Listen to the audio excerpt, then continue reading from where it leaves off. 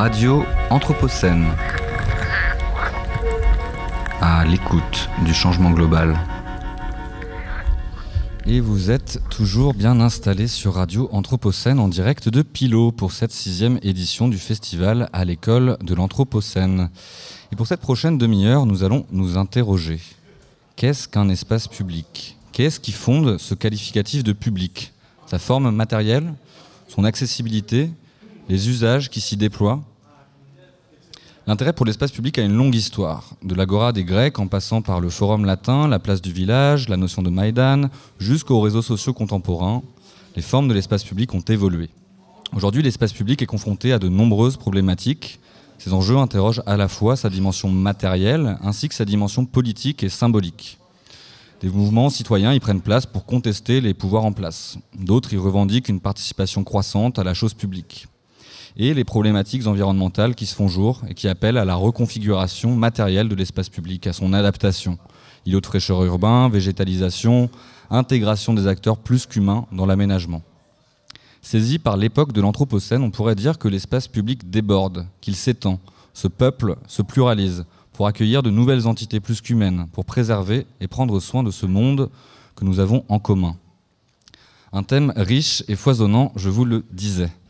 Et c'est à toutes ces questions que nous allons réfléchir pour la prochaine demi-heure. Et pour cela, j'ai le plaisir d'être en compagnie de Nilüfer Golay. Bonsoir Nilüfer.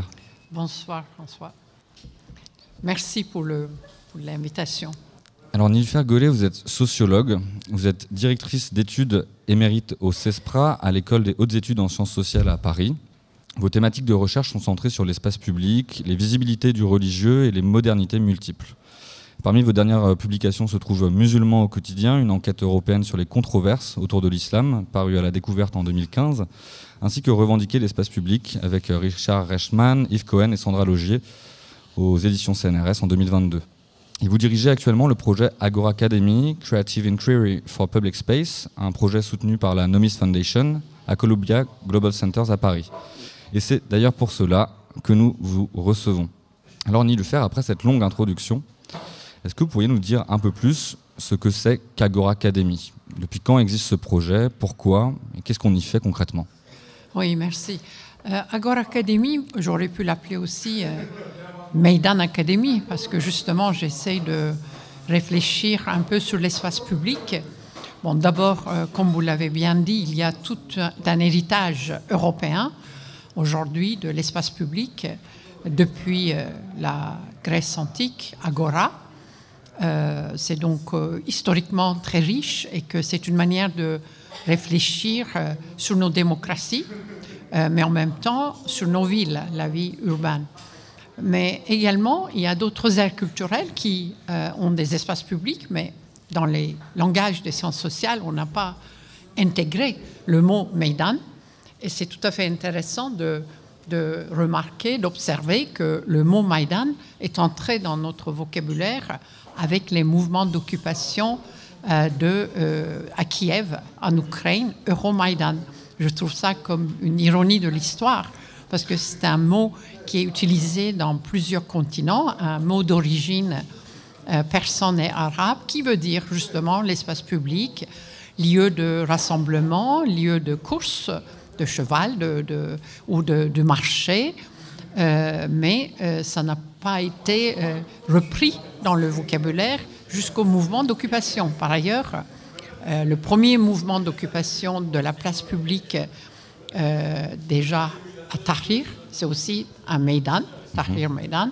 Ensuite, à Istanbul, Taksim Meydanı, Gezi Park, c'est aussi. Donc, on utilise le mot Maïdan dans plusieurs continents, y compris les villes balkaniques. Donc, d'abord, Agora Academy veut intégrer les deux héritages pour réfléchir, pour justement élargir notre horizon de l'espace public, Agora Maïdan.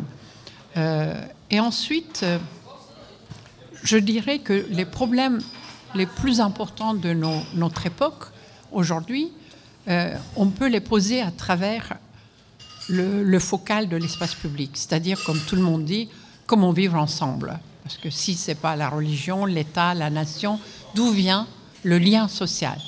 On n'aime pas beaucoup, certains critiquent le mot vivre ensemble, mais on peut peut-être se déplacer et dire vivre séparés pour comprendre l'importance aujourd'hui de cet enjeu. Parce que quand on regarde justement nos villes, il y a beaucoup plus de ségrégation sociale, ce qu'on appelle les gated communities.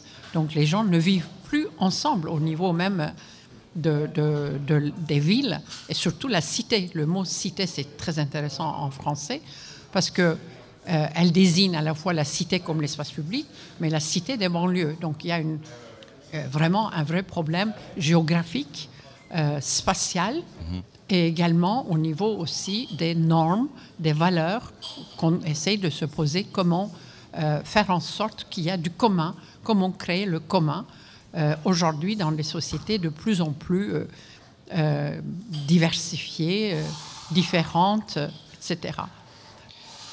Et justement, à partir de cette approche finalement comparative aussi, ou en tout cas cette volonté d'intégrer cette ère culturelle qu'on connaît moins finalement en Europe dans cette tradition de l'agora, qu'est-ce que nous renseigne cette notion de Maïdan dans notre appréhension de l'espace public chez nous, Européens?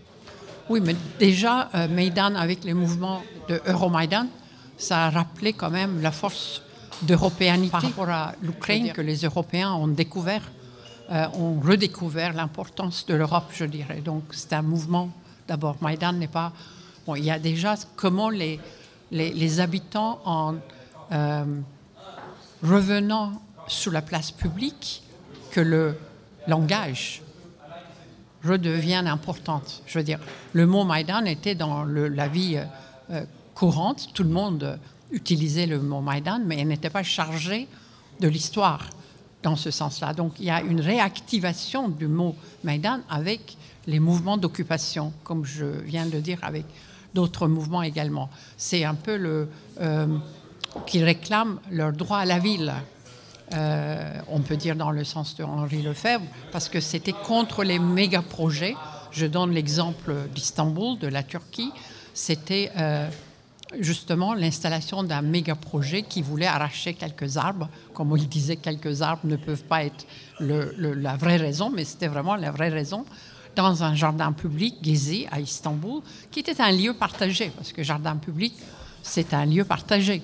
Donc, si vous construisez effectivement des casernes ou un centre commercial, cela veut dire que vous asphyxiez cet espace. Donc, d'abord, cette revendication de respirer, c'est au sens littéral et métaphorique, parce qu'on a besoin de l'air, au sens de l'air, mais aussi on a besoin des libertés. Donc, le mouvement de l'occupation de Gezi, Maïdan, ils ont effectivement réactivé tous ces sens très matériels et tout en revendiquant une autre, je dirais, manière de regarder le rapport entre la société et l'environnement. Parce que les arbres étaient vraiment une vraie raison. Ce n'était pas juste un prétexte politique. Donc, comment on peut repenser le politique et l'environnement en même temps, comme aujourd'hui c'est le sujet de l'Anthropocène. Donc, il y a un mot, vous m'avez posé la question, qu'est-ce qu'on peut apprendre aussi de ces autres manières d'occuper Maïdan, espace public.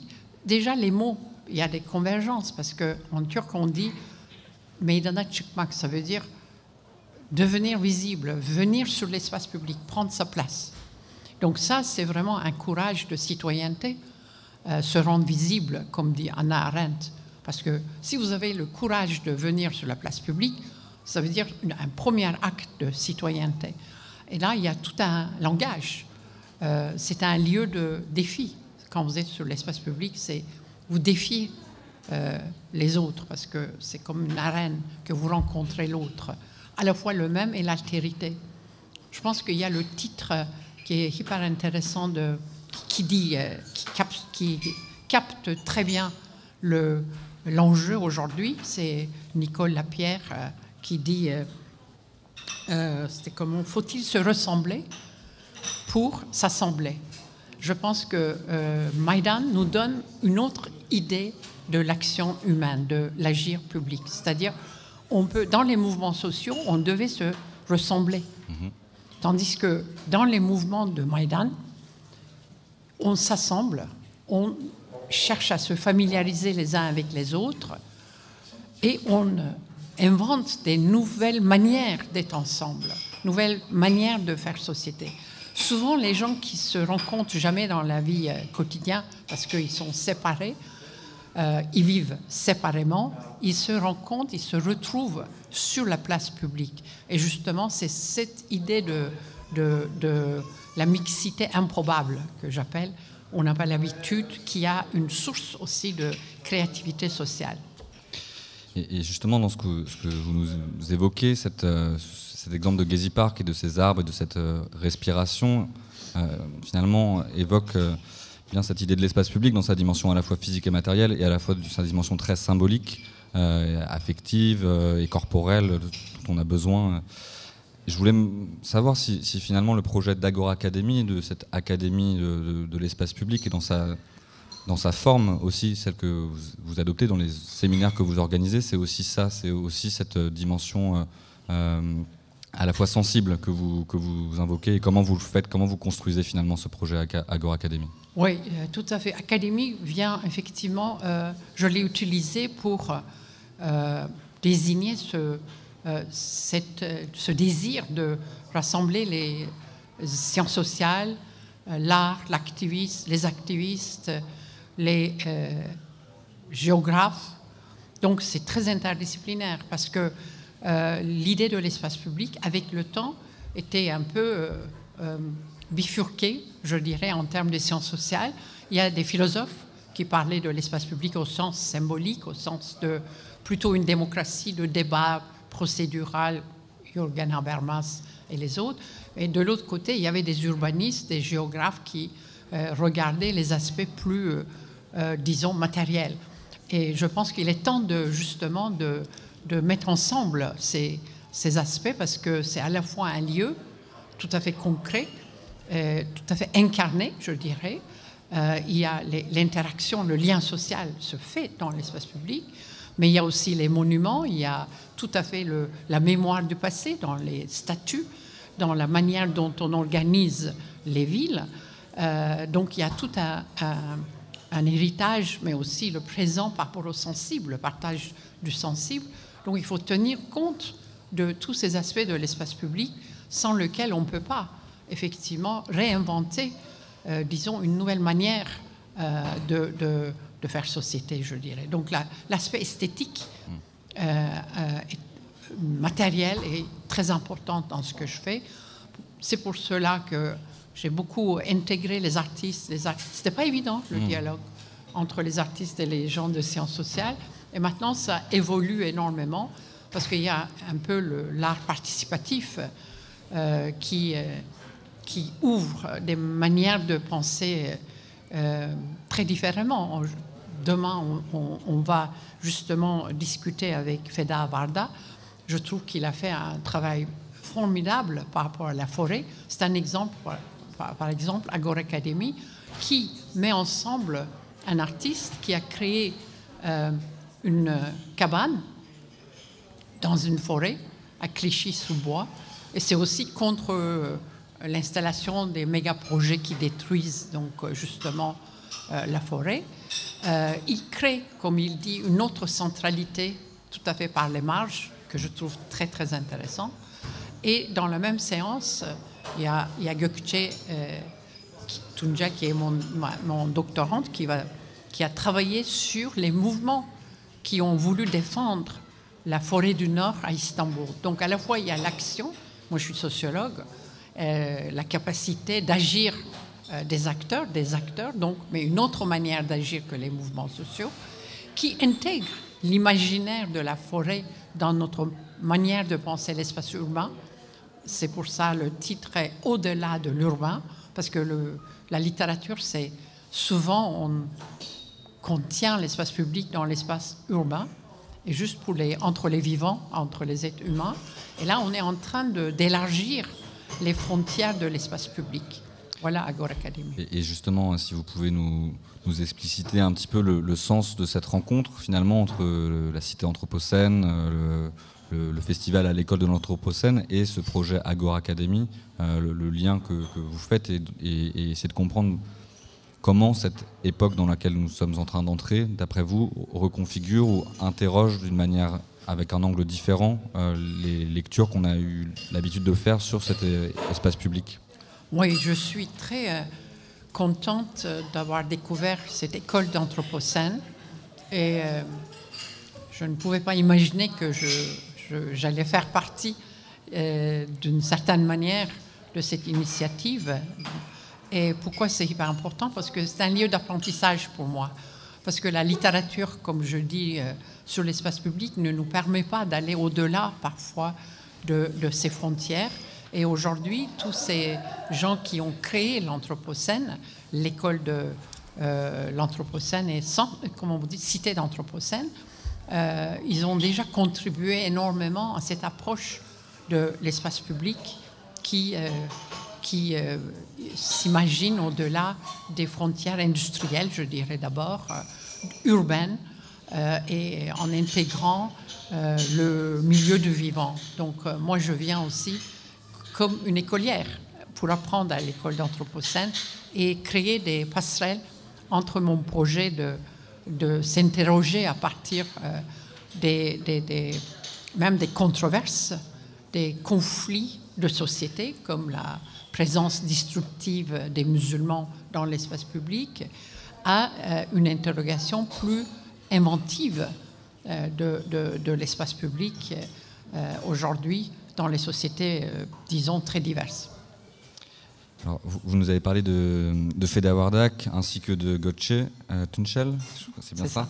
Et vous nous avez fait part de votre désir, volonté de se faire écolière lors de ce séminaire. Est-ce que vous pouvez nous donner d'autres pistes de réflexion, d'éléments qui vont être potentiellement débattus à l'occasion de ce séminaire demain? Est-ce qu'on peut avoir du grain à moudre pour les auditeurs et auditrices? Oui, moi je pense que peut-être une des choses qui va traverser nos discussions, ça va être l'arbre, la forêt et la construction autour de la construction architecturale. Ça, c'est une première chose. Une deuxième chose, je dis en vrac comme ça, en lisant surtout les interventions de Feda Wardak, il se dit chercheur, architecte, chercheur, constructeur. Et je trouve que le mot recherche ou l'enquête, je dirais, nous faisons tous une enquête, à la fois les chercheurs que les artistes, que les constructeurs. Et je trouve que cette école d'Anthropocène, c'est une manière de faire une enquête sur notre présent. Cette idée de enquête, je préfère que la recherche parce que ça fait plus, ça crée peut-être, ça peut créer des intimidations.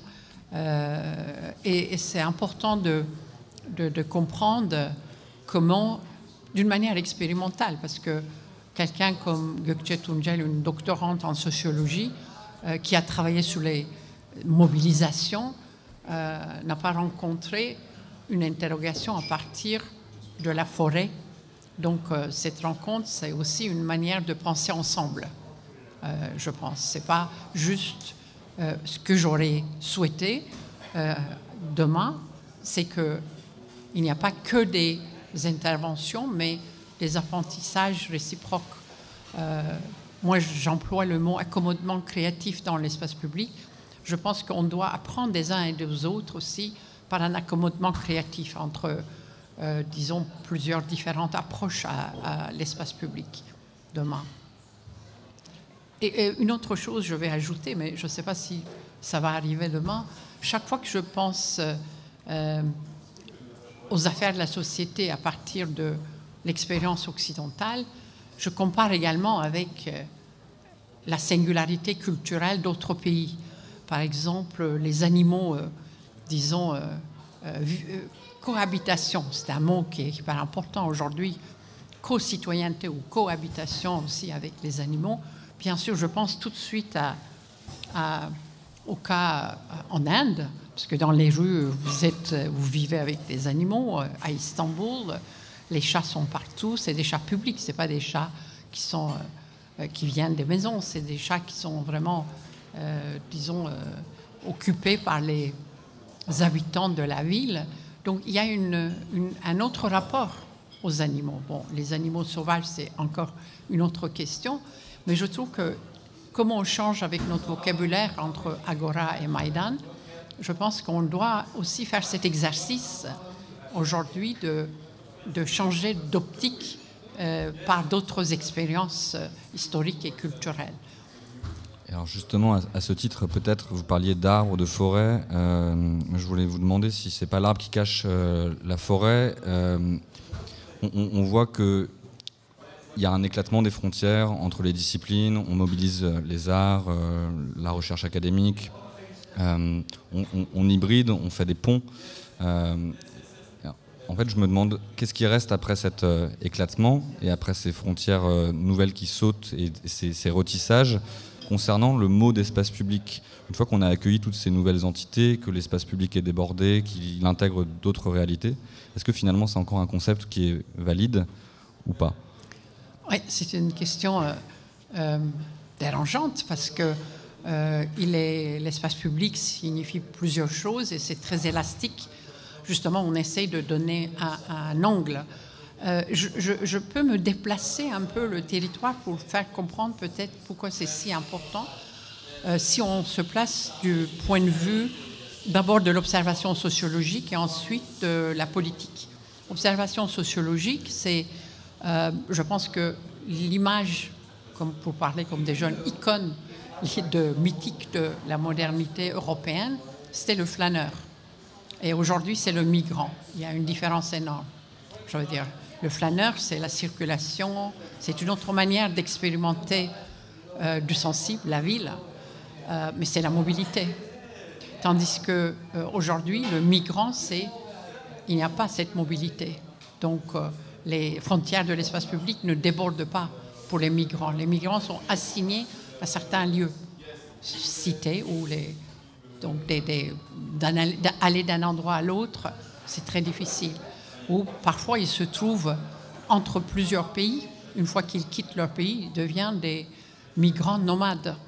Donc, le lieu, l'appartenance, dans quel espace public ils vivent, ça devient très compliqué. Donc, l'espace public n'est pas si ouvert que ça. Le moment où on pense justement à cette ouverture transnationale et globale, mais il y a aussi, quand on se place du point de vue des rapports sociaux, sociologie, il y a ceux qui sont assignés à une cité, comme migrants, à des lieux de campement, etc. Donc, déjà, il faut savoir pour qui a cette mobilité. Du point de vue politique aussi, on peut comprendre qu'il y a beaucoup de matière à repenser à l'espace public parce qu'aujourd'hui, tous les mouvements, on peut dire, qui émergent à l'échelle globale, ce qu'on appelle les néo-populistes, au fond nationalistes, ils cherchent à aligner la communauté de la nation avec l'espace public. Donc, c'est un autre enfermement. Il n'y a pas un débordement au niveau des valeurs, justement au niveau aussi de l'immigration.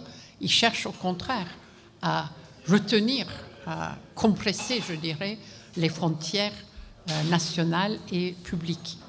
Donc, c'est ça l'enjeu. L'enjeu est hyper important d'ouvrir ce lieu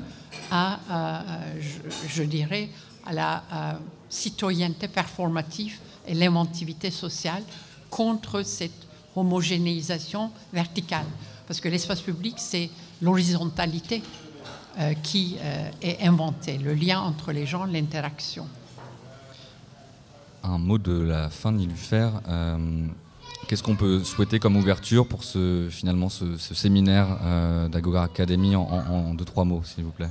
Qu'est-ce qu'on peut souhaiter comme ouverture? Qu'est-ce que vous souhaitez lors de ce séminaire? Qu'est-ce qu'on peut espérer de cette rencontre? Mais justement, élargir les frontières de l'espace public au-delà des nations, au-delà aussi de l'urbain, et au-delà du vivant.